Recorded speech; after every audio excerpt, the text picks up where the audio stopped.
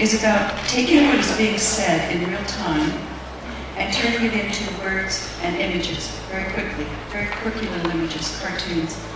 The reason for this is that modern brain research is showing that when something is quirky or odd or uneven, the brain lights up. Something you haven't quite seen before. This is why when we first had PowerPoint slides, that was the bee's knees, as they say in the UK. And how long did it take before clip art and PowerPoint and graph after graph became sort of boring to the brain? And so the research is showing that when, like children's drawings, they're primitive, they're full of energy, they're quirky, they're representational. So this graphic recording takes just a few things like the regional funds must be available in Europe. There's a bunch of baskets of apples. That's about harvest, sending out the harvest. It also goes multiculturally to work with symbols. And in this day and age of computers and the internet, it's all about symbols and icons and images. So it's very quick for the brain, both left brain with the words, right brain with the images, to assimilate an idea instantaneously. So that's why we do it. Our speakers and the panel. And this is just an interview of, I'm going to capture where we went with that. Could you show the next one? And moving more into question and answer. And we had lots of really good stories. So you can find the questions, the answers, what's being said, just the highlights, just the essence, just the theme, the little patterns that are in there. And then we had the Voice of Europe. And then we moved into our participatory process. And that's where you came in. In a participatory process, it means you're the ones running the conference. And so we gathered into triads. We started talking to each other. We started telling stories to each other. This is about telling the story. How better than to sit down and tell stories to each other, to learn that. And then we captured some of what we saw. And what are the conditions, the core conditions that tell a good story? What's needed?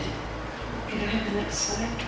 And this is what you said. We collect this in our harvest. You spoke it out. The microphone came to you. We said, you know, it needs to be simple, authentic, positive, a positive attitude, empathy. It needs to be real and true, life-changing. It needs to resonate. So all of these things. Hands up, people were in the audience. This was not someone up here telling you what it is. This is the collective intelligence of this group, and this group yesterday saying, this is what makes it work. And a lot about the heart, the head, and the heart. We need the facts, and we need empathy. And to get to the heart of the matter makes a story really come alive. Yes, so let's go to the next one. And in those stories, when you were in your triads, you filled out some sticky notes about what communicates well.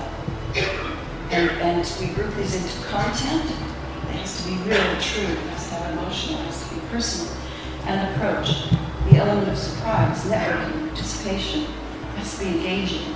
It has to be have an identity. It has to have energy. So on every one of these sticky notes are your words. This didn't come from us. It's the collective knowing that you have. And when you start gathering that, we see themes and patterns emerge. It says again and again and again the same thing. That shows you where the energy is. And if you can capture that, you will tell a good story. You will be able to both speak and listen with the public, with your clients, with whoever it is you're trying to speak to. Okay, next slide. And this was at the CAP Awards. Talk about real good, amazing stories. I'm going to talk about this again in a moment because I had the great privilege of drawing this quirky little map during the CAP Awards, and they were amazing stories that fit the criteria of everything that we just said. So we're going to work with a little bit more of what you have to say right now.